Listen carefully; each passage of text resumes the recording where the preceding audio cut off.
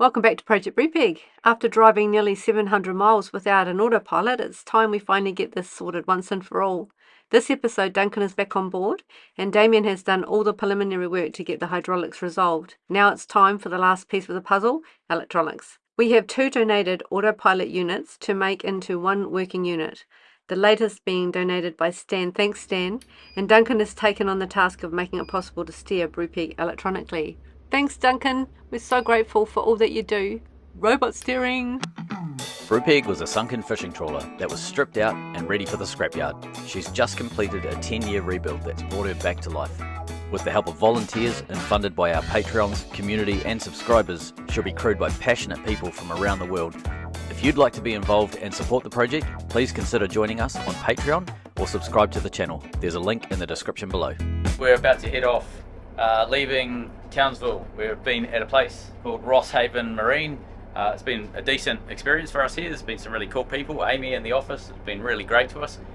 So we're heading out today. I don't know what time it is. It is 1 p.m, 1300. We're going to head out to Magnetic Island. We'll anchor there overnight. It takes an hour and a half to get from here to Magnetic Island to Horseshoe Bay, and that's just slow steaming at 7 knots, so it takes a wee bit. But the plan is to go out there and anchor so that we can then get an hour and a half head start in the morning. So tomorrow we're going to be heading to the start of the Hinchinbrook Channel, Hinchinbrook Island. It's a small channel that goes between an island and a mainland. We're going to try and sneak up there, which will be a bit interesting. Apparently there's a lot of crocodiles, so we're going to go up there and see if we can see some. The day after tomorrow, so that's Monday today, so Tuesday we're going to get to the start of the Hinchinbrook Channel. Wednesday we're going to go along the channel and get to a large harbour. There's like a sugar bulk loading harbour. We're going to anchor there, and then the third day, Thursday, we're going to be steaming to Flinders Island, potentially stopping and having a look at Flinders Island, or if the weather turns to crap, we're just going to press on and go into Cairns. We've got a naval wharf that we're pulling up to in Cairns at Austell Shipyards, so they're basically sponsoring the dock time. So really happy and pleased to be working with those guys, really grateful for the opportunity. But we also get to be in a navy yard, so we get to experience like what it's like with all of those ships, have a tour of some of the ships and some of the work that they're doing. And part of this is what we're doing with the cadets. So the cadets will be on board Brupeg to experience the at-sea portion, but they're going to see what it's like to actually keep a boat going at a naval shipyard, which is going to be pretty interesting for us and for them. So yeah, 3 days time, with a bit of luck, we'll be pulling into a naval shipyard. Dunk's been working away up in the warehouse. Hey, we're in pieces. What's going on? We're in pieces. We're swapping new for old. Yeah. So we've got the new Brunette system now running on this. It was just hanging by a bunch of wires there. So we're losing the Pi. And we're losing the good old Raspberry Pi, and that's been running faithfully for 5 years, I think. 2001, I think. 2021, I should say. That's pretty cool. That's pretty cool. Yeah. It's run for that time.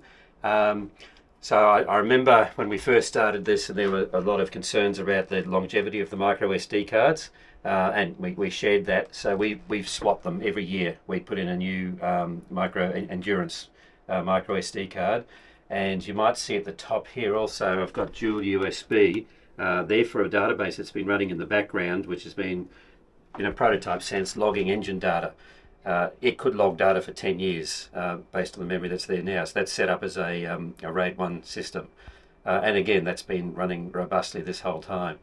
But it is time for change. We've got a bit more power going in. It's I'm not going to say sealed box, a more protected box. And the whole box is it's fanless, so it's got a heat sink. It's a melee. Some people recognise that. So I'm just in the process of pulling out the old Pi, and then this will mount somewhere like that. And in with the new. So here's the new processor box. I've taken the opportunity to rewire to some extent, just tidy up the wires here. So you might recall the Raspberry Pi was sitting around here. The wires were coming in through the top. So basically I've rerouted them, put some extra strain relief, and they're popping in the bottom there. One thought is, well, does vibration let go of these wires? They're all a very tight fit. Of course, the Ethernet's got a clip on it anyway. And with the strain relief here, it actually would require force now to drop these wires, so I'm fairly confident with this. Also, I've put a little bit of dampening underneath there just to help dampen any vibrations. We'll be heading over to Magnetic Island this afternoon, so that'll be a good test. It's about 1.5 to 2 hours steaming, so that'll be a test. And then, as Damien just observed, so what's changed? And the bottom line is nothing. although we have added one gauge there, and that is alternator power. So we're trying to get a sense of the power that when the engine is running, what the alternator is generating and feeding into the system. I don't have a direct measurement for that. I don't have access to any shunt current for it. So basically we're deducing that. I've got an equation in there to work it out from all the other settings. So we'll give that bit of a test as well today. So, all good to go again. Last time heading out of Rosshaven Marine, this is the little goat trail that we have to go up and down every time. It's very narrow. We're sneaking out of the channel at not a huge, I think it's probably about half tide, something like that. Over on the sides we've got some of the headlands over there, and then behind the rock wall just here there's Magnetic Island at the back. So that's our destination today. Pretty short trip, it's only an hour and a half over there today. Just do a slow turn to the right until the light comes on. There we go. Left, but you have undo it now. So just do a tiny bit to the left, but once we can see it moving, bring it back to the centre. There we go, back to the centre, yeah. A bit of right to offset it now, until the light comes on. Yeah, a bit more. What's that magical noise we can hear? I don't know. I do believe it's a solenoid switch. Holy shit, we can steer with an autopilot. Since this is our last opportunity at Magnetic Island, we decide to leave Horseshoe Bay and go to Florence Bay because it has good visibility of the coral reef around the rocks. But that means we might be exposed to swell, which could mean little sleep, which is one of the variables we need to consider when changing plans. Safety for crew, particularly Damon and myself who have been working non-stop for months, is really important. We need to prioritise good sleep over anything else. We prefer to be on a mooring to make it easy since we're here overnight, so Damien is going over to check out whether the moorings can handle Brupeg's weight. With the swells looking manageable and the mooring looking really good, we get settled for the rest of the day. While Alena jumps in and does some snorkeling to look at the coral reef around the rocks, I have a little bit of a look to see how much time I need to allocate to giving the hull a clean once we get to a good location and have a bit of time.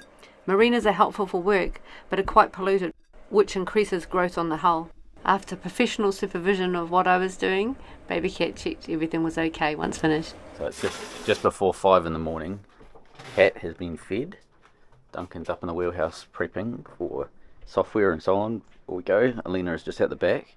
We're bringing in all the stuff we painted yesterday. That's coming inside while we steam. I've done a run through the engine room. That's ready to go. We're pretty much ready to just push off. We're going to be heading to Hinchinbrook Channel this morning. So the bottom end of Hinchinbrook Island, there's a little town called Lucinda. We're tucking in behind and anchoring there. Where the Hinchinbrook Channel is, it's renowned for having a lot of crocodiles up there. So we're going through there just to have a bit of a gander. All right, we're ready to go. So we'll just start the engine and get out of here. Coolant, hydraulics, engine oil.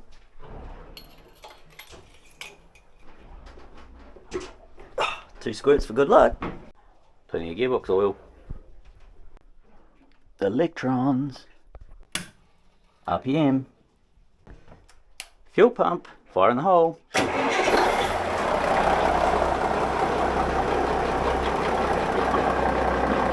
we're on the road again. So we've got our course, we've got Brunette up and running, everything is honky-dory. The autopilot is working, but we'll probably try that when it's daylight, just so that we've got confidence before we go and press the buttons. But we tried a little bit yesterday and it seems to be doing what it needs to do now that we've adjusted the hydraulics. So pretty easy trip today.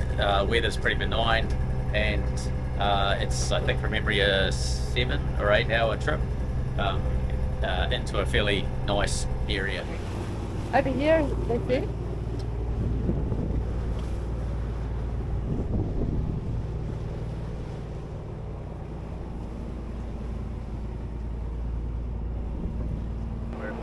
So sort of out here somewhere. Oh yeah, wow. So it looks like a white underbelly. I know. Is that a humpback? Yeah, maybe. I just saw 2 squirts, there's a few of them out there. Yeah. We were thinking it was a rock or something. Yeah, right. That first was big spot. They were, eh? Oh, Finn.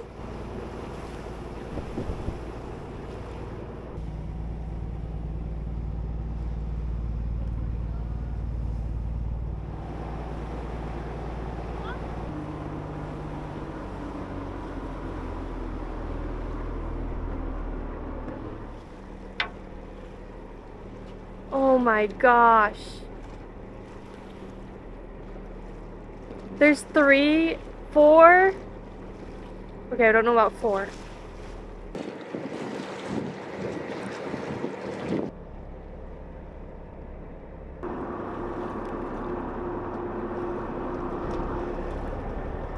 Fluffy dog, what are you doing in there? Hello? Little pussycats. You're out and about. Dueling cameras. Fluffy, what are you doing? She's on a little bit of sedation today because it's been a long time since she's done an ocean voyage, so we just gave her a tiny bit just to take the edge off today. We think this is her being a fraction more relaxed. I think she's forgotten to panic. Not that she panics, she just kind of resigns herself to, well, I guess I'm living in the box for the next 6 hours, or whatever variation of that theme. I think maybe she's just given up on that today.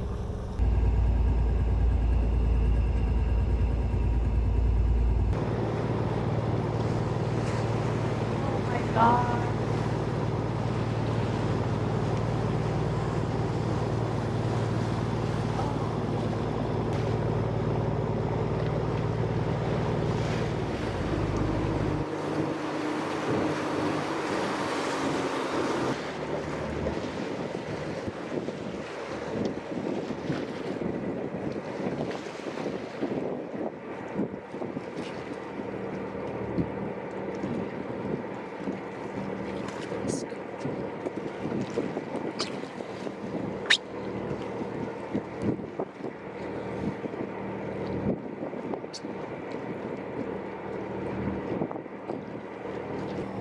Gosh.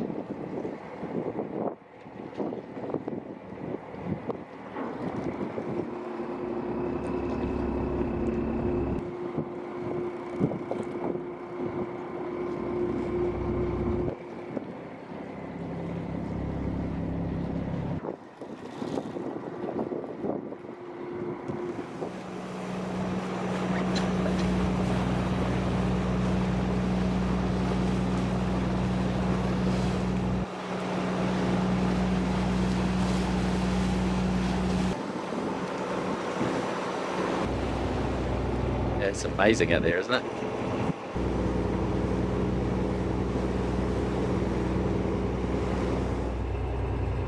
You've come out for a look, Babycat. Come out our little prison or a safe zone. A little fan to keep her cool. Yeah. Look at this. Now that's what I thought she might always get used to. Have a look. Hey Fluffy, you're out and about. Yeah, she's enjoying the view. You guys feel like eggs on toast, Ricky? Love to. Yes, we. Alright, do you want poached or do you want your normal whole egg with no shell on top of bread? Either one, whatever's fine. This is what I always hoped she would do, is come out and actually just enjoy the ride. Yeah. It looks like she's getting used to it.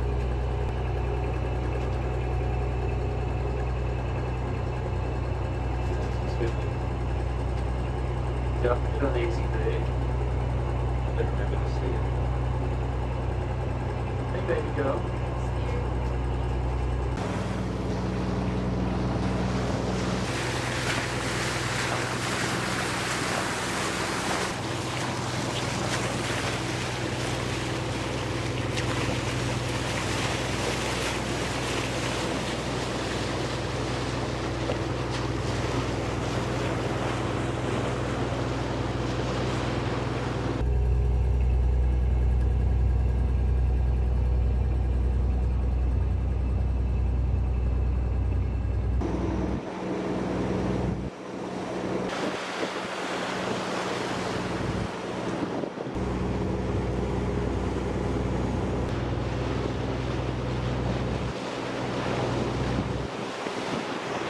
Dame relaxing and enjoying the nature. The work never stops, even when we're on passage. Dame and I have a lot we've got to do every week. So it's probably just a bit less than 1 metre swell there, but really we're not feeling the effects much at all. Every now and then we ride down a bit of a wave, there's a bit of steering involved, but it is so stable. And some people are really concerned. and we're just cutting straight between the islands where the bow's putting right now. And our skipper, and there's officer of the watch, although watching not in the right direction. Clearly not concerned.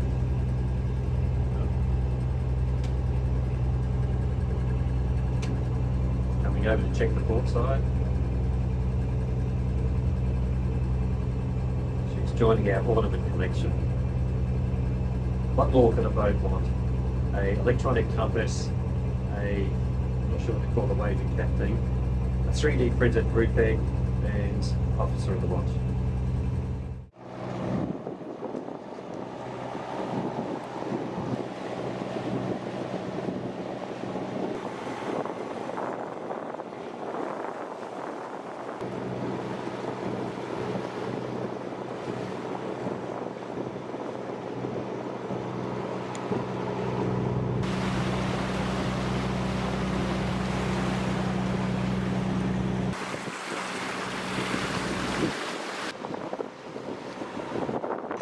More autopilot testing, you can see how it's tracking.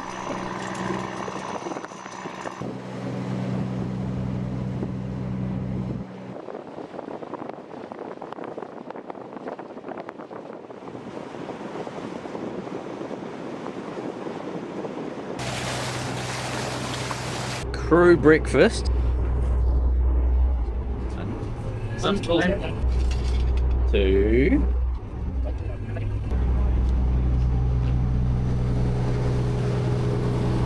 I don't recommend doing this at home. Better on a boat.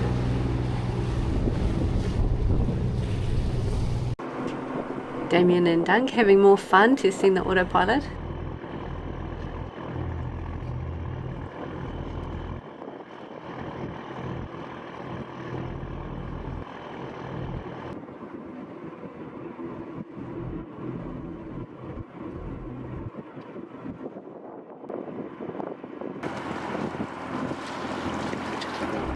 We're just passing Palm Island over here, which is a big sort of slightly offshore island, but we're basically, there's a few more islands over here and we're in this area of really flat calm. So we think the autopilot is good to go. We've set everything down to the most gentle settings that it can do, so we're going to give it a shot and just see if it actually does what it needs to do. So what we have learned over time is we go into set mode and just make sure our digital compass has settled down, which it is, and that the digital compass is basically sitting here. And what we're going to do is switch to auto. Now we've got two settings on this knob here. One is called sensitivity, which basically is the allowance as to how much left or right it'll allow the boat to drift before it takes action. So we've basically set that, put that setting in the middle there, and so I'll push that button back in. And now we learned yesterday, if we had the so-called response, that is the aggression of the response over here, it's a pretty violent response. So what I'm going to do is wind that right back. As you can probably see outside, we're travelling with the swell at the moment. Things have said we've lost a lot of the chop, which is good, so we thought this would be a nice condition to trial this. So we'll switch it across to auto in just a minute. We're holding that bearing anyway, so it shouldn't do any left or right, but we'll keep an eye on that. And if it does anything violent, we'll pull it out of auto and take over manually once again. So you're good to go to... Yeah, let's do it. Okay, so here's auto. And ideally, nothing should happen until we drift off that bearing. And we'll see either... It's actually tracking pretty true at the moment. And we've got very little sideways disturbance. Can we do... Yeah, let's give it a nudge.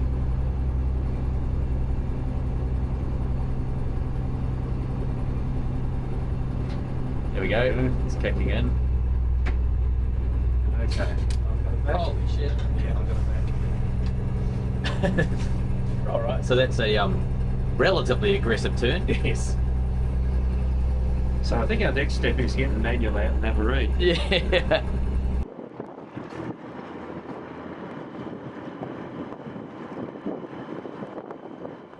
It turned out we had the numbers around the wrong way. What we thought was the least aggressive was actually the most aggressive. This possibly could have been mitigated had we read the manual, but we're men. We weren't going to read the manual until we just about rolled Brupeg. So obviously once we just about rolled Brupeg, we read the manual and figured that out. Jess has a way of picking weather windows, so we're basically coming through a bunch of islands. Palm Island over the back, little settlement just over there. There's a few smaller random islands. There's a barge, looks like a car ferry type barge heading over there. And we're basically heading down to the big island in the end there, we're heading that direction. But it probably couldn't get much flatter today, and this is Jess's weather picking, so she's responsible for weather windows and when we leave, and there's a bloody good reason for that. So our strategy, this is where we're going. Let's zoomy it in. You got this massive big long wharf, so it joins the land over here. There's like an old fishing wharf or something there with this huge big pier that comes way out, and you got like a loader type arrangement at the end. You may be able to see it on the horizon just over there, but basically that's it there, and the land it joins is sort of over in that direction. It's quite a long wharf, probably, I don't know, a mile, maybe a mile and a half long. We spoke to the Coast Guard because we were a bit unsure about the bar. So this is the bar that we're looking at. This is the lead lights where they want us to come in, and we thought we'll go up here because it's quite deep, but we rang them and spoke to them about it, and he said this here is deep enough for us to get over. That's where they want to bring us down, because there's lead lights, they can get us exactly where we need to go. So we just basically come down these lead lights and then hug the big long wharf all the way down, and then we can anchor up behind the old fishing wharf. So that's the plan. We put the speed up. So we were doing 7 knots, which is a normal cruise at 1100. We bumped it up to 1300, so just under 8.5 knots, just over 8.5, that sort of thing. Mainly so we can get to this lowest area of low water here. We can arrive bang on high tide. So we've got plenty of water. So yeah, glad that we've got the local knowledge from the Coast Guard guys. But yeah, it was a bit nerve-wracking when we sort of saw that. We thought that looks pretty low, that looks deep. Why don't we go out the back? But we'll come in this side, I think.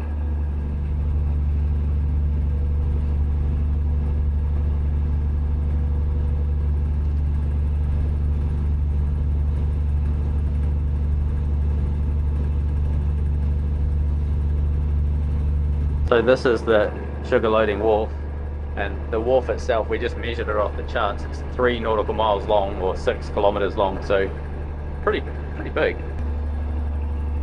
We're approaching our lead lights and bar, so we're going to set up and go across soon. At this point we're looking for the lead lights that will be on our left hand side, the port side, and it'll appear red and then white and then green, and if you're too far to the left you see red, if you're too far to the right you see green, and if you're exactly where you need to be you'll see white. There we go, red on the jetty. Ah, red on the jetty. So you can do a slow turn, it should become white. Yeah. Brilliant.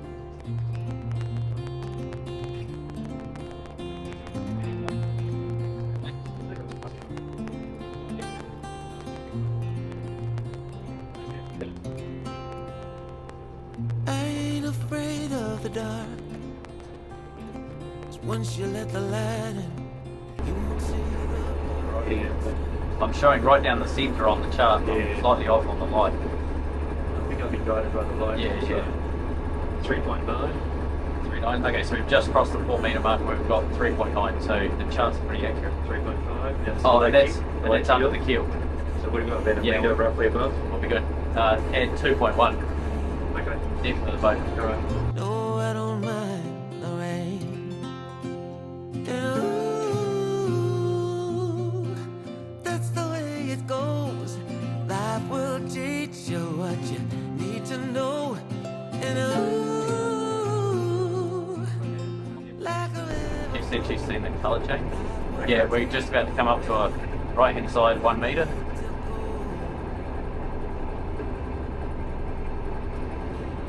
Steady at 2.8. Allegedly starting right now. Okay. Oh, there we go. 1.8. We're on 1.8. so much easier to see who I am and who I wanna be. No getting old, don't bother me. Truth can be a bit But yeah, as we get closer to the light, it's going to get harder and harder to stay on the white because the beam will get narrow. Jess just yelled out fish. Oh, climbing up the steepest hill. Security, all stations, all stations, all stations. This is VMR 408, Townsville Coast Guard. VMR 408, Townsville Coast Guard. We've just come across the edge of the deepest, so we've got 6 metres under us right now, so I'm going to go like halfway between here and the wharf, and then I'll just give her an hour. That will take you where you need to go. I've got to do a slight dog leg, so I'm going to go in tight against the wharf, and then I'm going to come out to the right. There's just a little bit of a sandbar juts out at 0.9.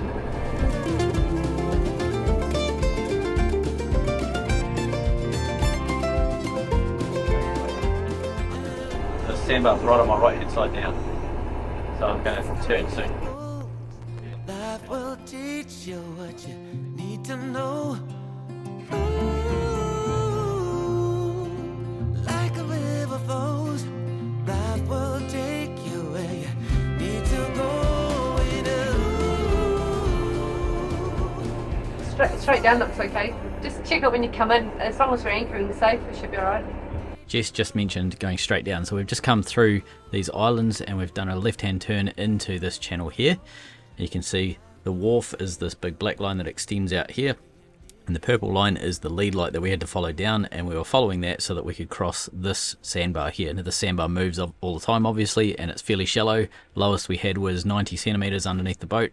We brought the boat all the way down to this area here where we anchored, and in the morning we're going to be steaming along the Hinchinbrook Channel, which goes between the mainland and Hinchinbrook Island, right the way through here,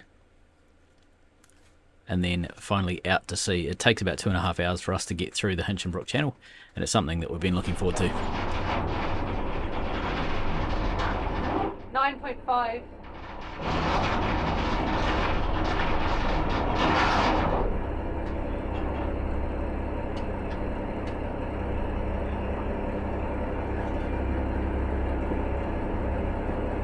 Well protected, there's very little movement. Once it grabs, it's still not grabbed, I don't think, it's not changed speed.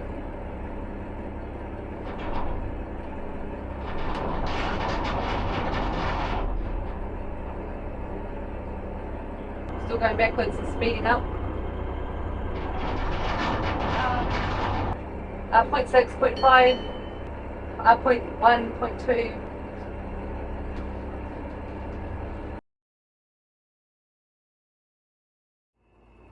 And for those curious to know if we ended up with an autopilot after all of that work, It's doing all the right things, it's pulsing.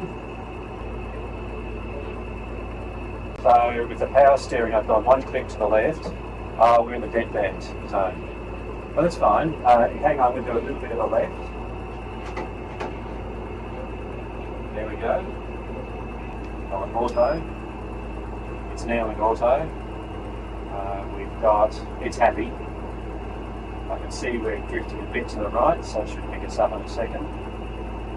I haven't played with the bank. There it goes. Pulse left. How nice is this pulse?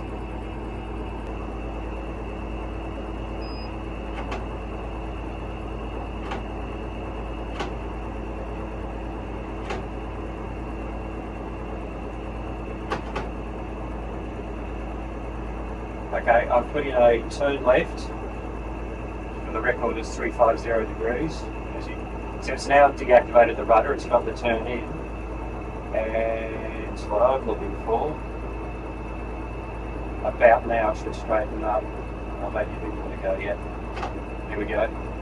Pulse. Pulse. Pulse. Pulse. Woo! Oh, It works! the cheering is definitely. So our gain's a bit high, it's not a bit, yeah, you're right. So that's fine, that's a tuning thing. I've got to figure out which way, I've just taken it off to the left.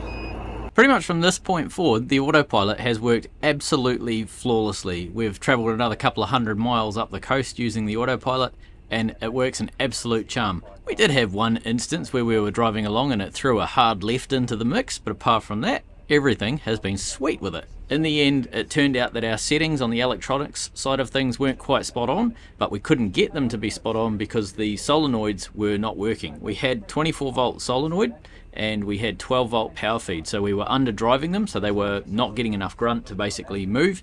But one of the solenoids, one of the two solenoids in there, was actually rusted, so it would sometimes move and sometimes not. You could activate it manually, but it just didn't have enough power because it was only getting half the voltage that it needed in order to open and close the solenoid correctly.